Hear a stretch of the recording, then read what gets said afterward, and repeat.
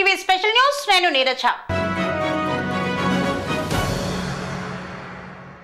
జామిలి ఎన్నికల బిల్లుకు కేంద్ర కేబినెట్ ఆమోదం తెలిపింది.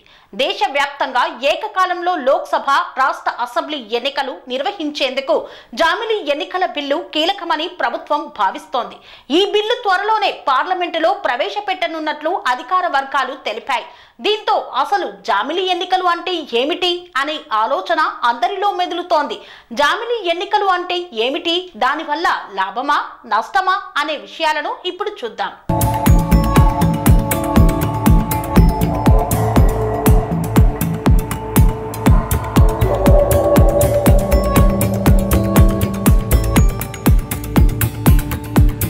జామిలి ఎన్నికలు అనగా దేశం మొత్తం ఒకేసారి పార్లమెంట్ మరియు రాష్ట్ర అసెంబ్లీ ఎన్నికలు నిర్వహించడం. దీనిని ఇంగ్లీష్ లో వన్ నేషన్ వన్ ఎలక్షన్ అని పిలుస్తారు. జామిలి ఎన్నికల ముఖ్య ఉద్దేశం ఎన్నికల నిర్వహణ వ్యయాన్ని తగ్గించడం మరియు పాలనను మరింత సమర్థవంతంగా నిర్వహించడం.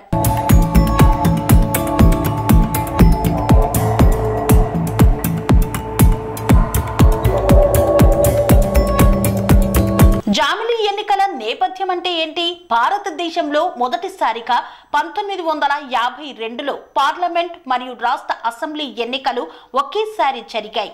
అయితే 1967 తర్వాత కేంద్రంలో మరియు రాష్ట్రంలో ప్రభుత్వం పడిపోవడం వల్ల ఎన్నికలు విడివిడిగా జరుగుతూ వస్తున్నాయి. దీనివల్ల ఎన్నికల కోసం ఎక్కువ సమయం వ్యయం కేటాయించాల్సి రావడం మొదలైంది. ఇది పాలనపై కూడా ప్రభావం చూపుతోంది.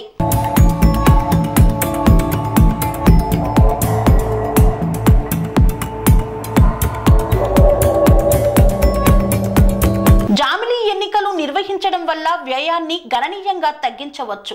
ప్రతి ఎన్నికల సమయంలో ప్రభుత్వం మరియు అధికార యంత్రాంగం ఎక్కువ సమయాన్ని ఖర్చు చేయవలసి వస్తుంది. జామిలి ఎన్నికల వల్ల ఈ సమస్యల నుండి ఉపశమనం కలుగుతుంది.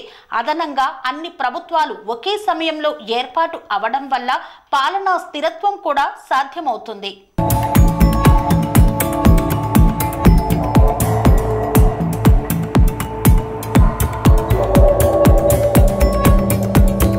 జామిలి ఎన్నికలు నిర్వహించడం సాధ్యమవ్వడం కోసం రాజ్యాంగ సవరణలు అవసరం.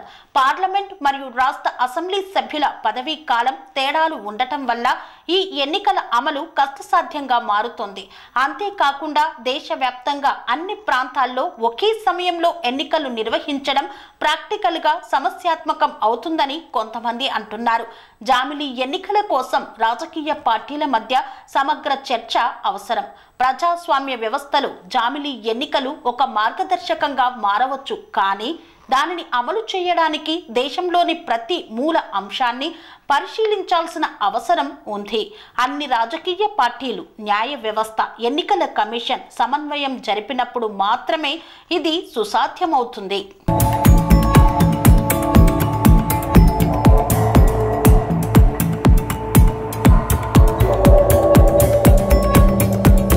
జామిలి ఎన్నికల నిర్వహణతో సిబ్బంది వినియోగానికి ఖర్చు తగ్గుతుందని విశ్లేషకులు అంటున్నారు. ఏకకాలంలో ఎన్నికలతో ఎలక్షన్ కోడ్ అడ్డంకులు ఉండవని, ఓటింగ్ శాతం పెరిగే అవకాశం ఉందని తెలుపుతున్నారు. మరోవైపు లాజిస్టిక్ సమస్య అడ్డంకిగా మారుతుందని విశ్లేషకులు అభిప్రాయపడుతున్నారు. ఈవీఎంలతో పాటు 100% వీవీప్యాట్స్ అందుబాటులో ఉంచడం అతిపెద్ద సమస్య అని వారి వాదన.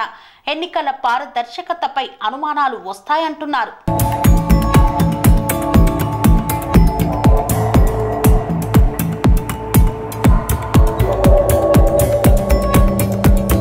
లోక్సభ, రాజ్యసభ కాల పరిమితికి సంబంధించిన ఆర్టికల్ 83 సవరణ, రాష్ట్రాల అసెంబ్లీలకు 5 ఏళ్ల గడువును నిర్దేశించే ఆర్టికల్ 172ని సవరించడం, ఎమర్జెన్సీ పరిస్థితుల సమయంలో సభ కాల పరిమితిని ఏడాదికి మించకుండా పార్లమెంటు చట్టం ద్వారా వీలు కల్పించే ఆర్టికల్ 83ని సవరించాలి.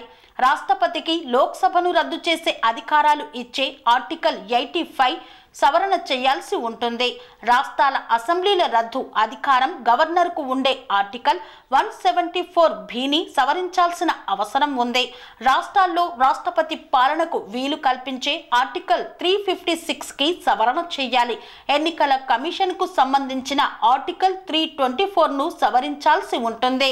ఇన్ని సవరణలు చేస్తే జామిలి ఎన్నికల అమలు సుసాధ్యమవుతుంది. కన్స్ట్రక్షన్ రంగాలలో దశాబ్దపు అనుభవంతో కస్టమర్ల మరియు శ్రేయోభిలాషుల మన్ననలను నమ్మకాన్ని గెలుపొందిన సంస్థ VRR constructions.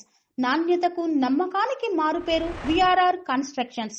Independent houses, apartments, villas అన్ని రకాల హంగులతో అలరించే అద్భుతమైన వెంచర్స్ తో పాటు అందరికీ అందుబాటు ధరలో సొంత ఇంటి కలను సాకారం చేసే నమ్మకమైన సంస్థ విఆర్ఆర్ కన్స్ట్రక్షన్స్.